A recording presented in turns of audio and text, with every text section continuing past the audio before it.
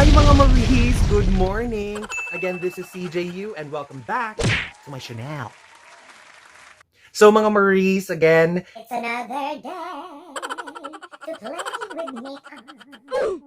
so for today's video, I've decided to do two looks para sa inyo for the holidays. One fiery and, cut crease realness. And the other one is, hindi din naman natin matatawag na subtle. Pero again, very Christmassy, very shiny, and very shiny, shimmering, splendid by Aladdin. So if you wanna learn how to do this look, mga Maries, alam nyo na kung anong gagawin. Diyan lang kayo. Please keep on watching.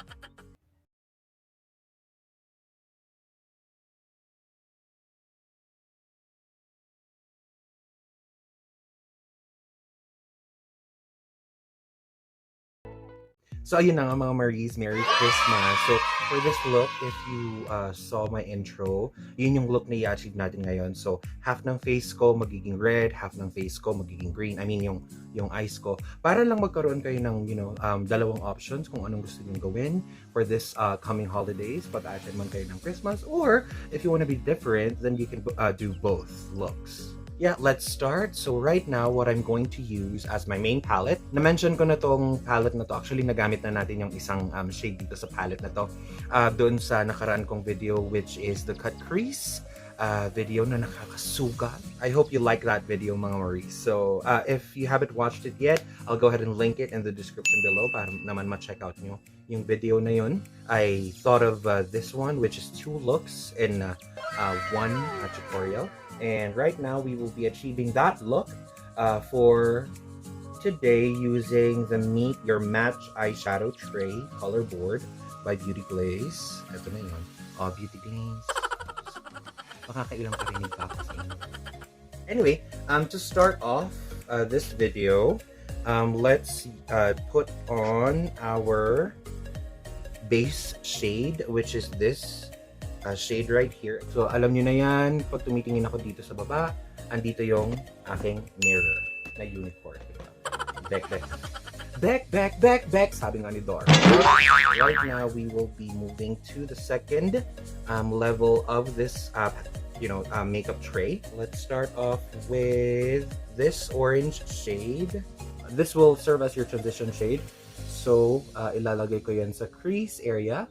Okay, and then for this look, we will be severely dragging out this specific color. Blending is key. So we will now move on to the next shade, which is this deeper orange shade with, this is a warm tone orange na. Okay, so put that below your crease shade. I-apply nyo lang siya sa baba, but not touching the main lid as much. Okay, next one, kunin na natin ito, this one. Itong shade na ito, i-apply lang natin dito sa taas na part. Okay, and then dragging it out also. And then next one, this shade here, which is bordering brown na, just to deepen the color that we already have in our crease.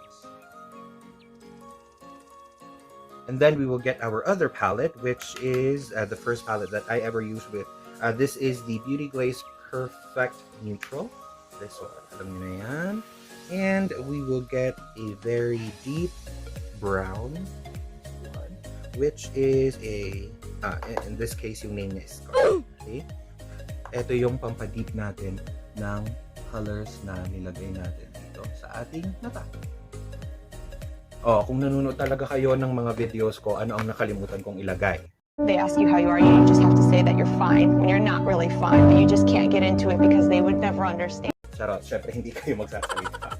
Ang nakalimutan kong ilagay is my powder underneath my eyes para malinis yung ating application. Okay. Going back to the palette, we will now grab with a clean brush this yellow color. And then, ilalagay natin yan sa may brow bone area natin. Fun part is magka-cut crease tayo. This is the Age Rewind Erase Dark Circles Treatment Concealer by Maybelline.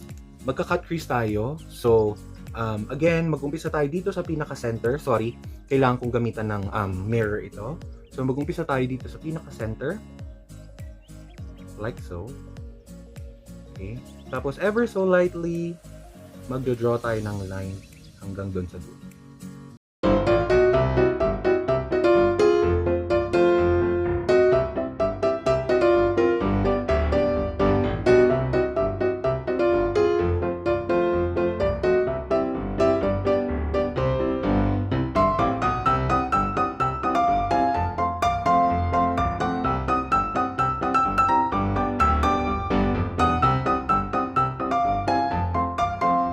Let's move on. Iset muna natin yung ating mata. Okay? Using the first shade that we use.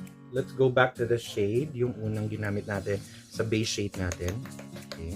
After nyong iset yung concealer na ginawa nyo para sa inyong dramatic cut crease, get the palette again from Beauty Glaze, the Perfect Neutral. And then, using a small packing brush, actually this is already considered as a detail brush, get again your Scarlet shade, pack it in, and then we will reinforce the line na nawala nung nilagyan natin ng concealer. Mag-outline na rin tayo dun sa mga kung saan nagkamali tayo na part na concealer. Get your favorite liquid eyeliner, and then we will do a wing that connects this edge to dito sa pinakababa.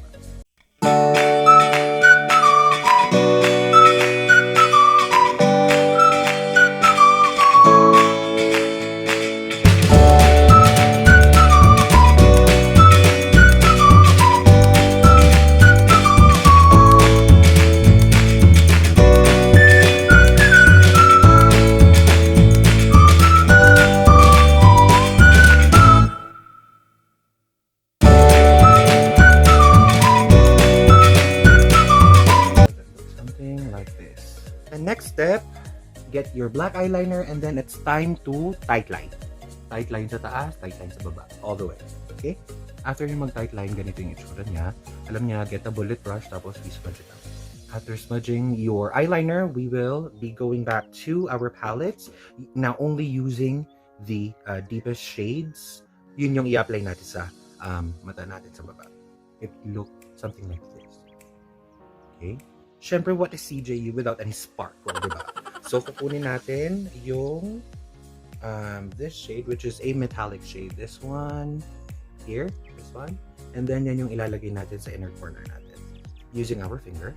Yan lang, sa inner corner. I'll just go ahead and pop on the lash and we'll see you right back. Para makapag-start na tayo dun sa kanila. I'm back! So, ayun na nga mga Maris. This is the first eye done. As you can see, back, super dramatic, super cut crease. Tapos naglagay lang tayo ng shimmer dito sa gitna just to, you know, have our eyes be alive. Ayan na nga mga Maris. Tapos na ang ating right eye, ang ating fiery, Christmassy na eye natin dito sa right. And now, let's start with our left eye, which is green. And let's move on to our transition shade, which is this olive green here, right here. Semi-olive green na pagka-yellowish or yellow-green. Okay, somehow yellow-green siya.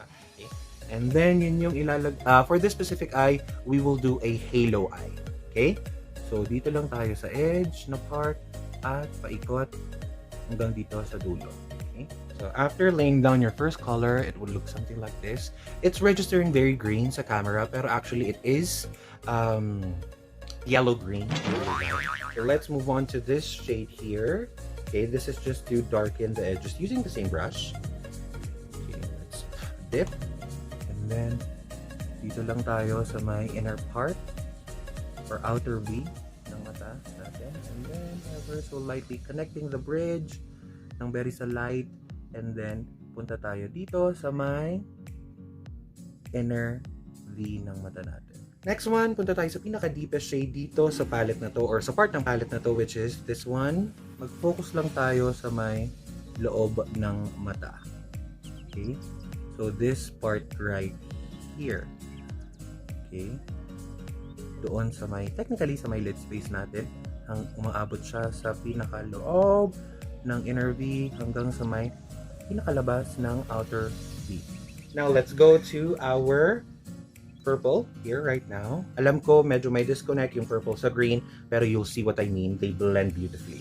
You will get the talong shade. Taray talong shade. So, ayun, eto. So, actually, pag tinignan niyo itong brush, makikita niyo na. Gets ba? Okay, gets niyo yan. So, getting our talong shade. Magpo-focus lang tayo ever so lightly doon sa pinaka-dulo ng ating mata. Hanggang doon din sa pinaka-ulit ng ating mata. Now, get a clean brush, a fluffy brush, something like this as well. And then just remove any harsh edges, possible harsh edges. So again, just blowing it out para bonggang-bongga na. Okay? After that, we will now get a packing brush na ginamit natin kanina pang cut crease dahil gagawa din tayo ng semi-cut crease na magmumukhang halo cut crease. Dito lang tayo sa gitna.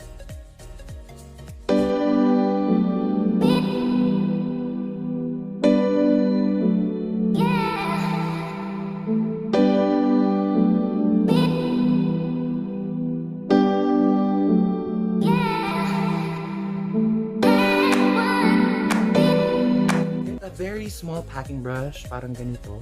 Ayan, ganito lang siya kaliit actually. Liit lang. Literally, sobrang liit lang. Tapos, fun part, maglalagay tayo ng glitter sa gitna. Okay? We will use this glitter.